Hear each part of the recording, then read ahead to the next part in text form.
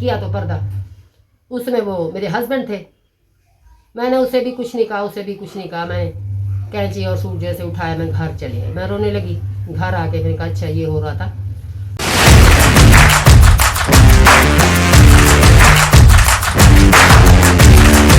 अस्सलाम वालेकुम my YouTube family, क्या हाल है? ठीक है, तबीयत से ठीक है?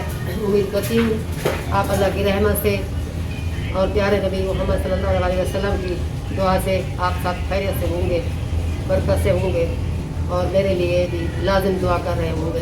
मैं आप सबके लिए दुआ करूँ। अभी मैंने बच्चियाँ बना रही थी ये सालन वगैरह, भी मैं थोड़ी उनकी हेल्प करती हूँ। ठीक है, अभी ये मैं ग्राइंड करने लगी हूँ। ये पालक ये ग्राइंड कर लूँ, फिर आपसे बात।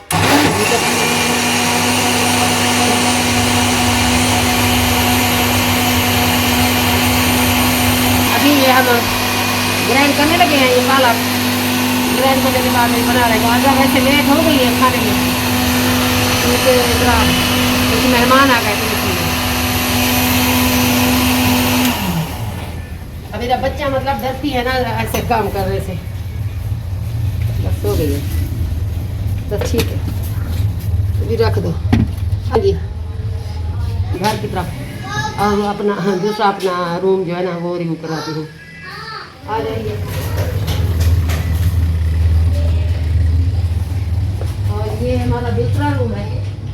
इसमें ना हम माशाल्लाह से 2 3 खैर से 5 6 बंदे इधर होते हैं। खैर से 4 3 मेरी बेटियाँ होती हैं, 2 मेरी नवासियाँ होती हैं और 1 मैं होती हूँ।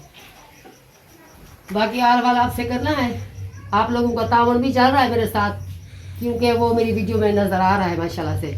थैंक यू ढेर सारा, और दुआएं भी ढेर सारी आपके लिए, और उम्मीद करती हूँ आगे भी आप मेरे साथ तावन करेंगे। अभी मैं आपको छोटा सा एक वाक्य बताती हूँ। उम्मीद है आप मेरे इस दर्द को, तकलीफ़ को समझेंगे, क्योंकि मेरे साथ जो हो चुका है ये किसी का गिला शिकवा नहीं है, ना किसी की गीबत है। ये जो कुछ मुझ पर बीत चुका है, मेरे साथ हो चुका है, जो मैं भुगत चुकी हूँ, बर्दाश्त कर चुकी हूँ, उसके बाद ही ये आप सबको हाल वाल दे रही हूँ। अभी मैं बैठ जाती हूँ, ज़्यादा खड़ा नहीं हो जाता मुझसे।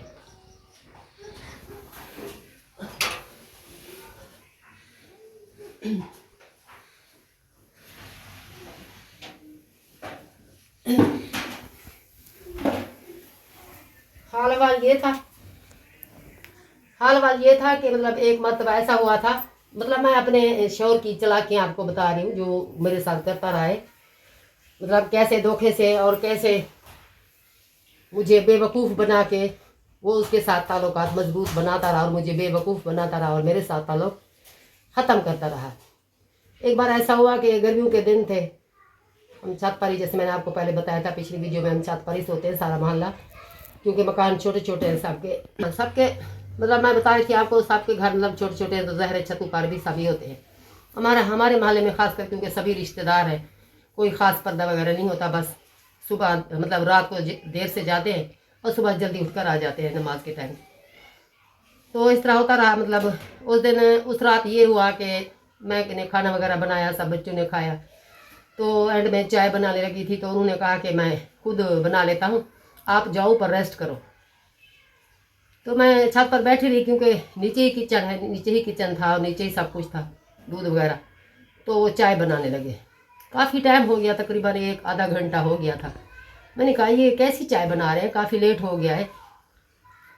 चाय तो उतनी लेट में नहीं बनती, उस टाइम भी सिलेंडर था हमारा छोटा। तो ये क्या कर रहे हैं, मतलब या वॉशरूम चले गए होंगे या कहीं बहर चले गए होंगे, मतलब वॉक वगैरह करते हैं वो रात को अक्सर। तो मैं नीचे आ गई, बच्चे ऊपर सो रहे थे, नीचे भी नहीं थे। वो पतीली भी ऊपर चढ़ी हुई थी चूल्हे पे, उसमें चाय की पत्ती भी थी, सब कुछ, मतलब दूध भी था, सिलेंडर बंद था। तो फिर मैंने, क्योंकि वो जो लड़की है ना, लड़की तो खराब नहीं है, अब तो औरत है, बच्चों वाली है, तो मतलब मेरे दिल में खदशा हुआ कि क्या पता वहीं ना हो, क्योंकि वो कपड़े वगैरह भी सीती है। तो मेरा आना जाना मतलब रहता था इस वजह से कि मैं देखूं कि क्या हो रहा है क्या नहीं हो रहा। यकदम मैंने उनको मतलब नहीं छोड़ा उनके साथ घर जाने। मतलब लोग कहते थे कि नहीं जाया करो, लेकिन मैं जाती थी जिस मकसद से। अगर मैं ना जाऊं तो उनके वारे न्यारे हो जाते, वो बड़ी आसानी से अयाशी करते। तो मैं ज़्यादा उनको मतलब कुछ नहीं कहती थी ज़्यादा, लेकिन देख लेती थी कि क्या हो रहा है क्या नहीं हो रहा, ताकि पता लग सके मुझे है। तो मैंने मतलब कैंची वगैरह उठाई, एक सूट ऐसे रखा हुआ था बच्ची का, तो मैंने वो भी उठाया। मैंने कहा चलो मैं भी चली जाती हूँ उधर, देखते हैं कहीं उधर ना हो, क्योंकि शक तो रहता था हर टाइम मुझे। तो फिर मैं वहाँ चली गई। जब मैं वहाँ गई तो उनका मतलब दरवाजे के पीछे एक बड़ा पर्दा होता था, पूरी मतलब दीवार के पीछे, दीवार पर।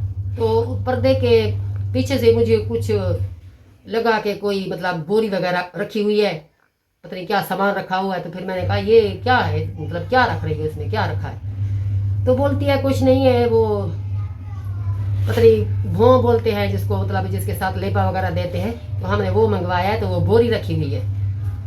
फिर बोलते नहीं नहीं बोरी नहीं है, इसके पीछे मेरा भाई है। अच्छा, मैंने कहा तेरा भाई है। तो फिर मैं ना उसे मतलब मैंने कहा तुझे शर्म नहीं आई, मुझे डरा दिया, कभी कहती हो बोरी है, कभी कहती थी। मैं जो ही पर्दा उठाया, एक साइड किया तो पर्दा, उसमें वो मेरे हस्बैंड थे। मैंने उसे भी कुछ नहीं कहा, उसे भी कुछ नहीं कहा। मैंने कैंची और सूट जैसे उठाया, मैं घर चली गई। मैं रोने लगी घर आके। मैंने कहा अच्छा ये हो रहा था। तो मतलब इस तरह मुझे बेवकूफ़ बनाया जा रहा था। पीठ पीछे मेरे दोस्त थे, मेरे हमदर्द थे कि चलो तुम रेस्ट करो, मैं चाय बनाता, और ये मेरे पीछे तुम इधर चले आए, तुझे लिहाज जरा भी ना हुआ। उसका भाई भी आया हुआ है कराची से, अगर उसको पता होता तो तुम लोगों का क्या हशर करता। ना तूने अपने बारे में सोचा, ना मेरी इज्जत के बारे में, क्योंकि मेरे भाइयों के घर भी साथ साथ है। अब अगर मैं शोर करती हूँ या कुछ कहती हूँ तो मेरी इज्जत का भी जनाजा उठेगा, क्योंकि आपका गिला मेरा गिला है। मैं गिले से डरती रही, शिकवे से डरती रही कि कहीं लोग इसका मजाक ना बनाए, मुझे तमाशा ना बनाए कि 6 बच्चों की माँ अब बेघर हो रही है, इसका खामद इसको छोड़ आए। मैं पर्दापोशी करती रही उस पर। बस इसके बाद मतलब वो बंदा ऐसे टस से मस ना उनका, नहीं मैं तो वैसे गया था, मुझे तो मिलना भी उसके भाई से था, वो घर नहीं था, तू आ गई थी। तो फिर मैं पीछे चला गया, छुप गया। तो छुपने की जरूरत है, अगर उसका भाई देख लेता फिर, मतलब इस तरह के बहाने। तो आप सोच सकते हैं कि एक औरत पर, एक बीवी पर क्या गुजर सकती है। अब मैं अगर इसको मतलब ज़्यादा शो करती या कराती तो ज़ाहिर है झगड़ा ज़्यादा हो जाता और ये डीट बन के उससे शादी कर लेता। इस तरह मतलब बहुत से वाक़यात हुए हैं, बहुत सी तकलीफ़ें दिया उसने, बहुत ही ज़्यादा मैंने बर्दाश्त की है, लेकिन मेरी बर्दाश्त को उसने गलत रंग दिया है। बहुत से लोगों के सामने मेरे गिले शिकवे फिर करने शुरू हो गया कि ये वैसी है, ये वैसी है, ये ऐसी है। तो फिर मैं सब्र करती रही। अब क्या कर सकती हूँ, क्योंकि मेरी बेटी भी उन लोगों में ब्याही हुई थी। मैं कोई ज़्यादा झगड़ा, ज़्यादा कोई मसला ज़्यादा नहीं खड़ा कर सकती, अदालत में नहीं जा सकती थी, ये कहीं मेरी वजह से मेरी बेटी का घर ना बर्बाद हो। लेकिन इस बात को वो नहीं समझ रहा था, उसको उसके साथ पर भूत सवार था इश्क का। वो लगातार अपनी कोशिशों में रहा, आखिरकार उसने शादी भी कर ली। मैंने आपको पहले भी बताया था, मैंने कहा आपसे ये भी कहा था कि मुझे उसकी शादी से कोई मसला नहीं था। सब लोगों को मैं बार बार कहती थी मुझे कोई मसला नहीं है, मुझे अपनी चीज़ वापस कर दे, मेरे बच्चे हैं, अब मैं 6-7 बंदे, हम कैसे गुजारा करेंगे। हम मुझसे तो ये लोन भी उठवा चुका है, मैंने तो दुकान भी लिया और बच्ची की शादी भी की है, अब मेरे पास तो कुछ रहा नहीं, तो हम कैसे गुजारा करेंगे, हम कैसे जिंदा रहेंगे।